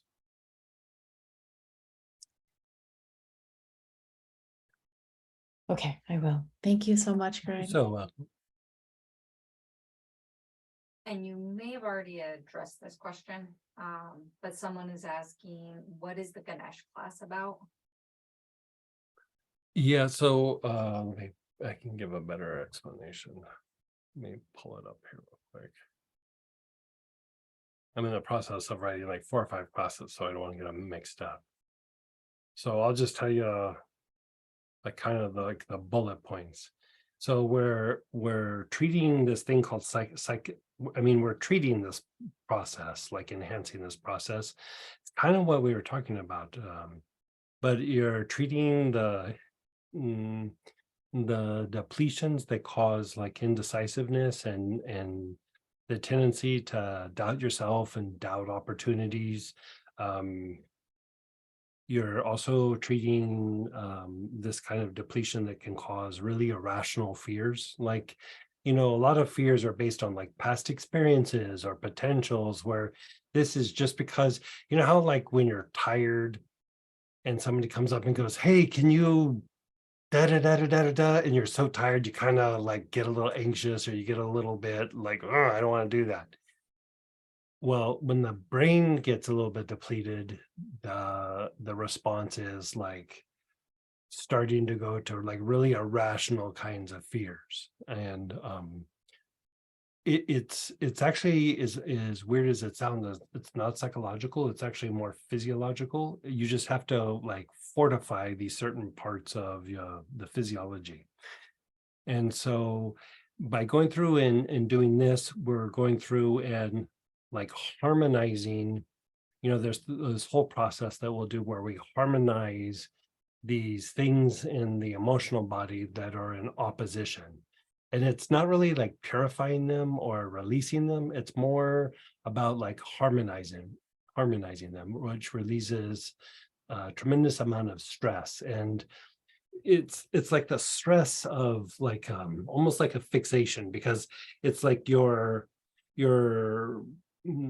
consciousness is trying to resolve something that's almost like unresolvable because of the pattern. And so all it is just this like gentle unwinding so that these things can harmonize. And so basically it's what people say, like, oh, just go with the flow, or you flow around the problem, or you flow over this. Well, if you have a lot of these emotional patterns, or the depletion in the mind, it's hard to go with the flow of things. And so it refines like certain neurological responses to things. Like, I think I was talking about over the weekend, like, haven't you ever been talking to somebody and they don't even know what you're talking about? You're about halfway through a sentence and they're pushing back, but they don't even know what you're talking about, but they're like, bleh, and they're pushing back, like saying something, starting to argue with you or something like that. That is due to these like kind of agitated neurological responses. And these patterns are what generate, or what start to cause the production of some of our lower emotions. And let's see, what else do we have here? Also harmonizing with opposition both in the body and in the environment. And it improves the refinement of the will. Like it doesn't make you more aggressive or more pushy. It actually makes you more refined, more subtle, more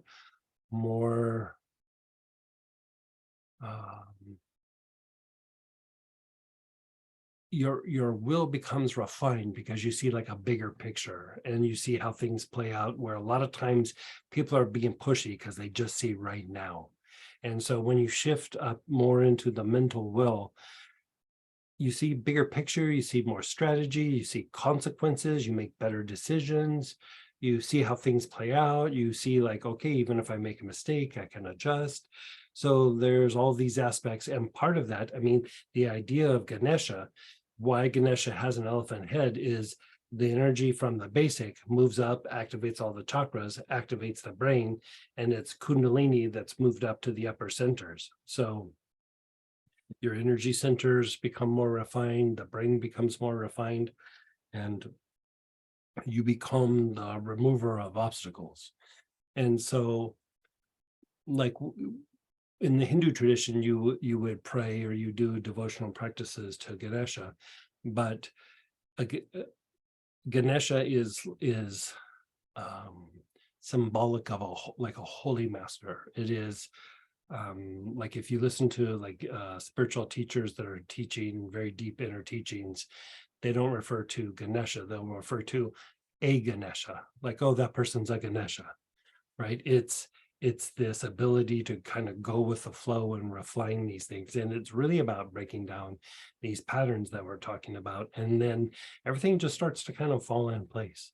So it's very different than like cleansing something, releasing something. This is more about harmonizing something. And even the thing where we did in the last weekend, where we're addressing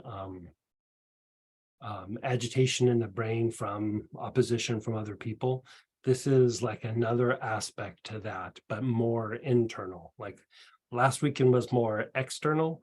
This one's more about it being internal and how you handle the people more in not necessarily people and or situations. You just are able to flow much better. So yeah. Anytime you see the word light, it's not just light is the fuel for divine intelligence or the creative processes, but in the light, when you're able to harness the light, there's guidance and instruction in the light. And most people, we just kind of experience the light, but when you're really able to make space for the light to come in and be able to sit with it, you get like guidance or instruction from the light. That's why for so long I keep going intuitive intelligence, intuitive intelligence. You know, we want to develop the intuition, because the intuition is basically how you are able to translate the information coming in from the light. You know, I was teaching a big class over in India, I don't know, a couple months ago. And, you know, the person said to me, the person that's the head of the center in ashram, they said, why did you choose this? And why did you choose that? Like, you know, like talking about some of the technique. And I kept saying to her, like, I didn't choose anything. And she goes, no, you laid out this thing. Like, why did you choose these things?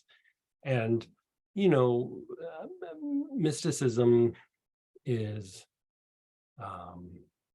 different than other kinds of spiritual practice. It's more like doing something from the inside out. And, you know, I kept saying to her, like, no, it's not about me choosing something. I go, I was given instruction. And she goes, well, who are you giving instruction? You know, who gave you the instruction? And I was like, the light, like when you're able to sit in with the light, it gives you the instruction of what to do and how to do it. Like sometimes you have to sit and like tweak it a little bit because your brain doesn't get it all the way, but the more you kind of do it, all of a sudden you'll feel like, oh, I feel inspired to do this. I feel inspired to do that. I feel the need to do this. I feel the need to do that.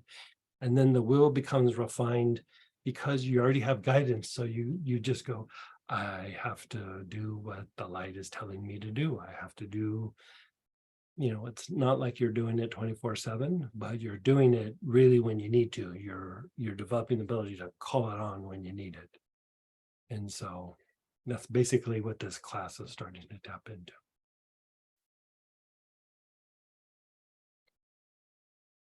That's it for the Okay, questions. so we have still a little bit of time. Let's do a little bit more of that work that we were doing with Robert at the beginning. We did the thighs, we did a little bit of the low back. Let's go through and pull out that same oil that you were using.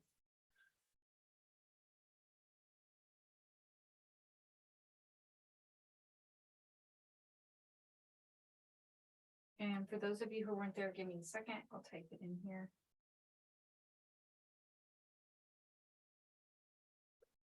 Okay, so we're going to inhale, and let's do both legs at the same time. You're doing your shins.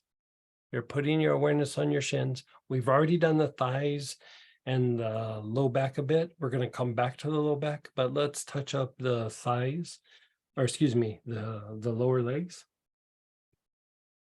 So your awareness is on both shins, and you're taking long, slow, deep breaths. Someone's asking, what is this addressing? This is starting to do fascial releases by dealing with opposition in the skeletal muscles. Yeah, we did right at the beginning of the session tonight. We did it for about 30 minutes. If you find it interesting, I'd circle back around and do the recording of it that we'll have posted in the next day or two.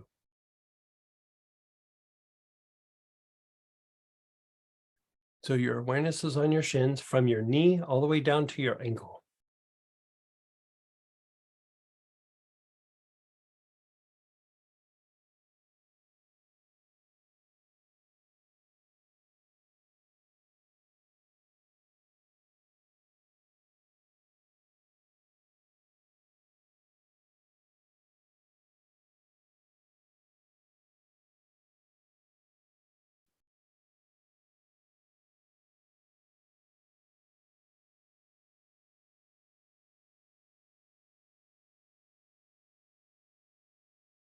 And then go to the back side of your lower leg, your calves, from the back of your knee down to the back of your heel.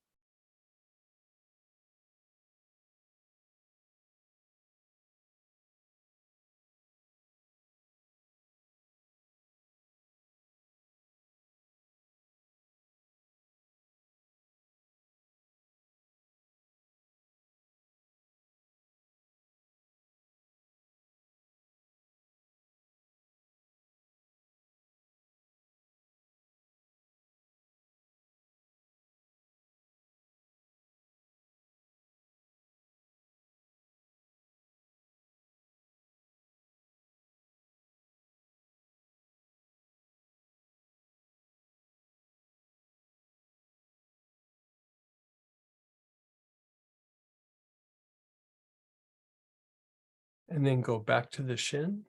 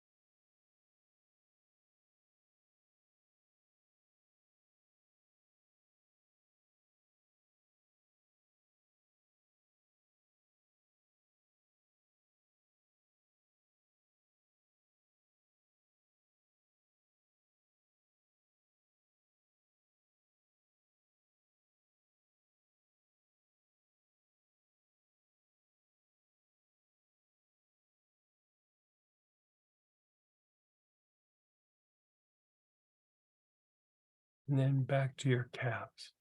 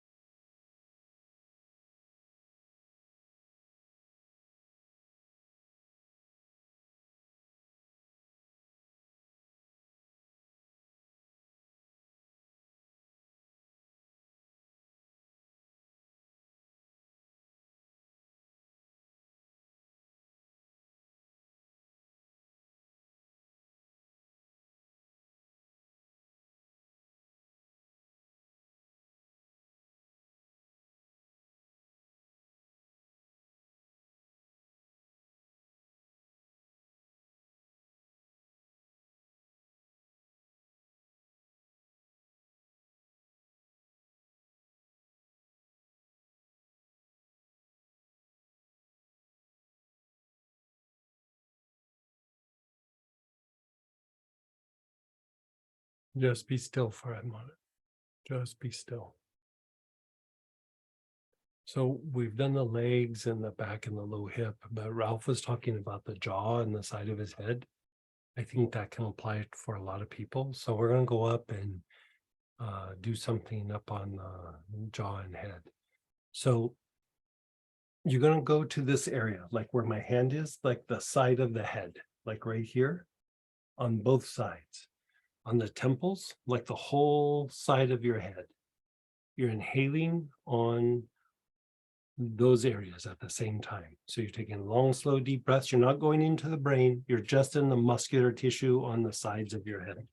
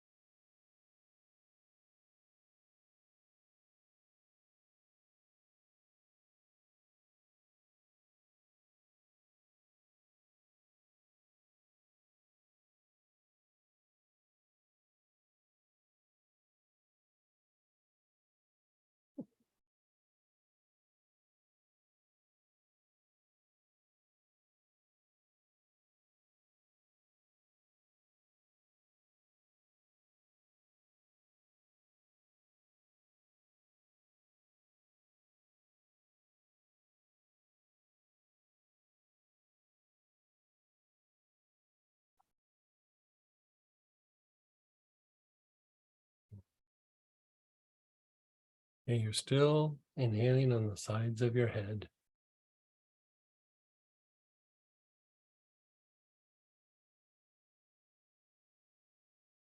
Now, you're going to go to the jaw, and the muscle that you're working is called the masseter. But basically, you see where my 3 fingers are from the ear canal down to the bottom of the jawbone, like both sides, like you're basically working that area. So just like on both sides.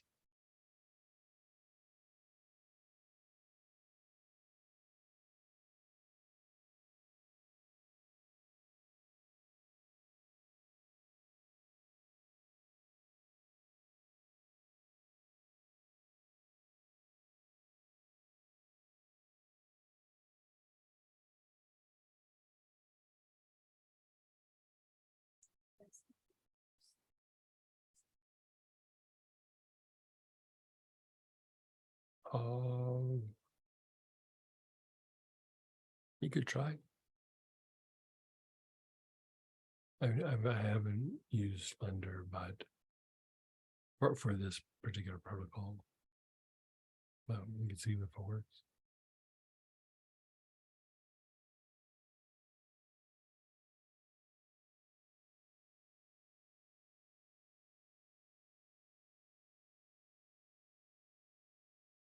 You're still on the side of the jaw, long, slow, deep breaths.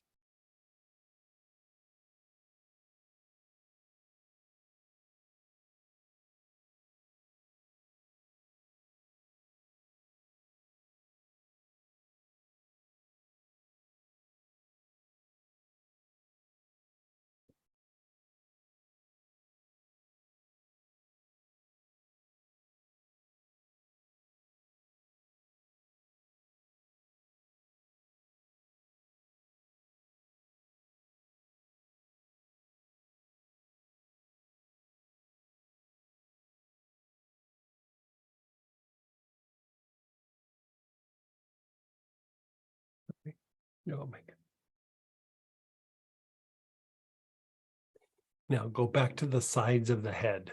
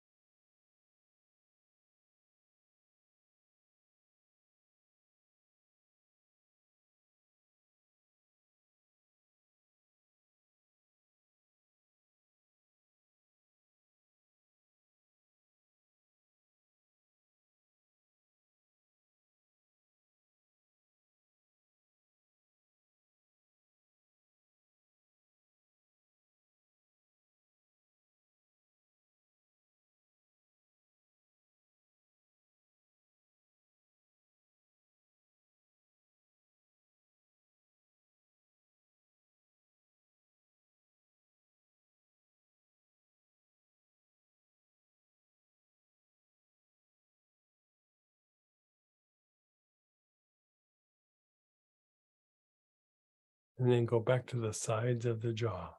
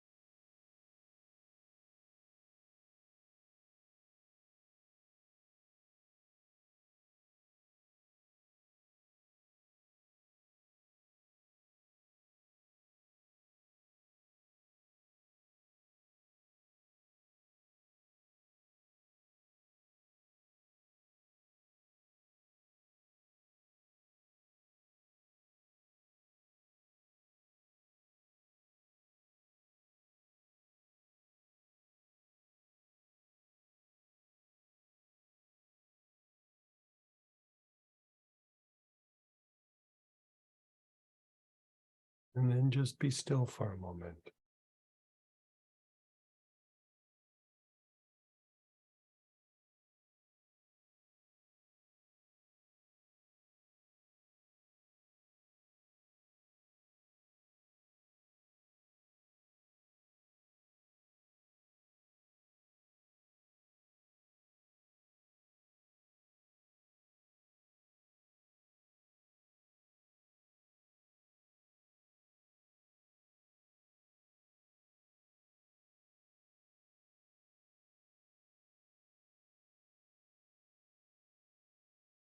And go along the whole backside of the base of your skull, all along the bottom of the skull.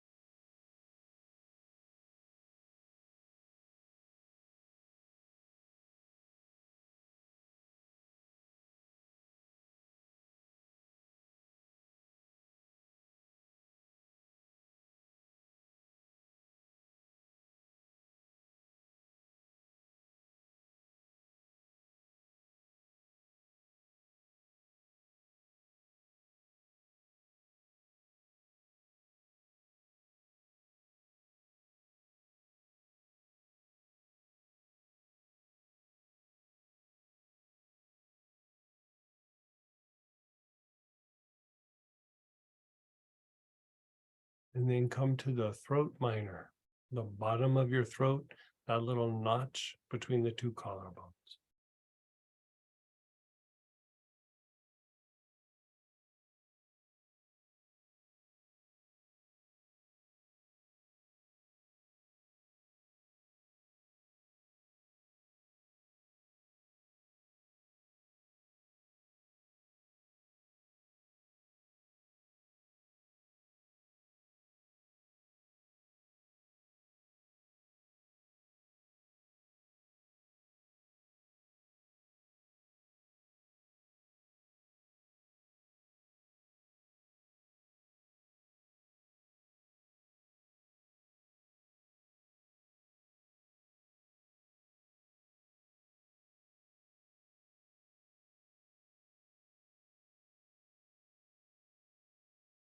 You're okay. Staying awake.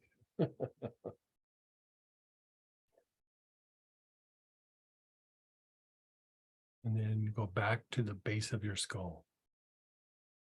Long, slow, deep breath with your awareness on the base of your skull.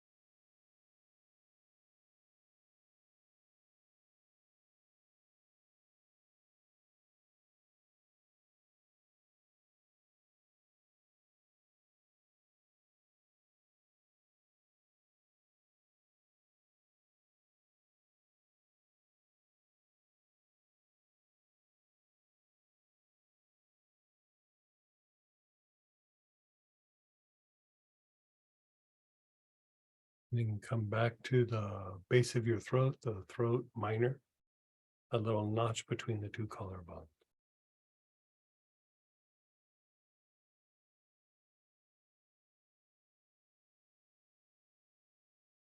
How's that treating you?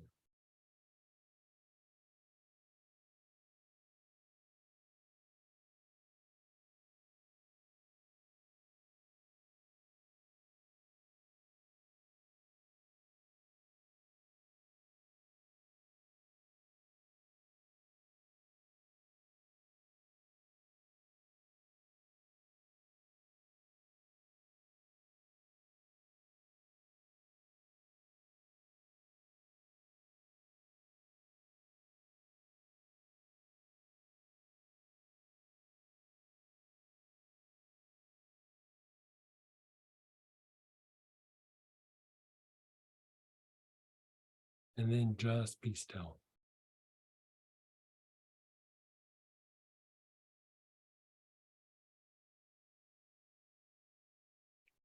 Okay, we're going to do, somebody had a question, but before that, for those of you who are going to be in the master healing session tomorrow night, if you have frankincense, have your frankincense ready.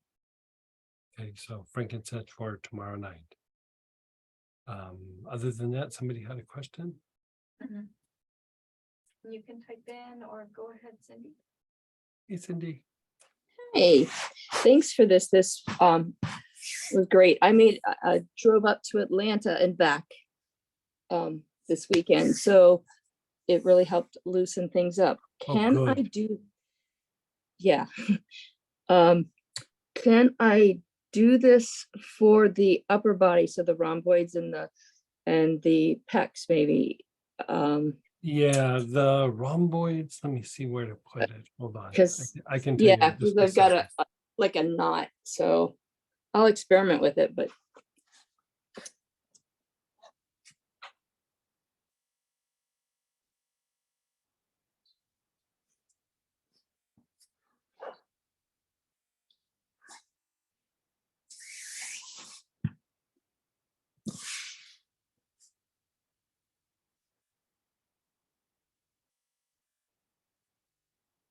So the rhomboids, you know, that area between the shoulder blade and the spine, you know, you know where they are. I'm saying that more for other people. yeah, it's It's like under those, the fibula. yeah.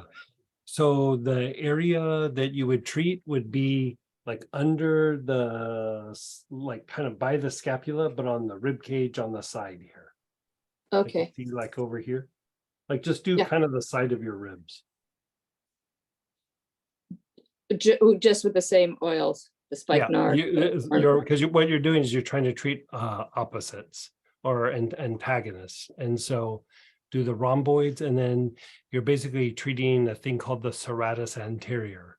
Oh, And I so- understand now. Okay, so you're going to that area that's just in front of the shoulder blade, but on the ribs. I got it. Thanks. Yeah.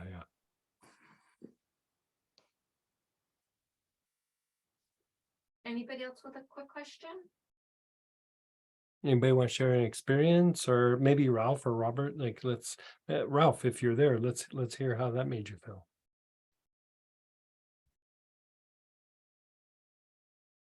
Or go ahead. I'm here, so Yeah, I'll yeah. chime in while Ralph is gathering his microphone. My calves, when you started doing those, that was wonderful. I felt relaxation. And then when you went to the head, it was like, oh my God, I couldn't stay awake. Well, that's why you can see me laughing, because Samantha was like doing the protocol, and then when we did the back of the head to the throat minor, she was like, "Ugh." So I know I that asked her that's at one point, how are you doing? And she was just like, I know it's a good thing. yeah. I don't know what it relates to, but that's okay. I'm happy with it. So what happens when you have a reaction like that? Your body is letting go of a massive amount of stress. Like there was something there that was in opposition. And as the stress lets go, you almost go into like that state in between waking and sleeping, where you just kind of You know, you're going into basically a different brainwave. Mm. Well, Yeah. it was good. I liked it. Thank Yeah. you much. Good. Yeah, I was ready for nap time too. How'd that feel on the side of your head? Very relaxing. Yeah. So Very you could keep relaxing. doing like for you, like how we were talking about, like do there and Yeah. there. I was having you manually do it, but this is Mhm. just the other way of doing it. Okay. All right. Yeah. Good. But Yeah. do both. Yeah, do both. Yeah. Okay. Thanks. Yeah, I was ready for a nap. So we're going to switch over to the Astara prayer blessing, the prayer petition blessing.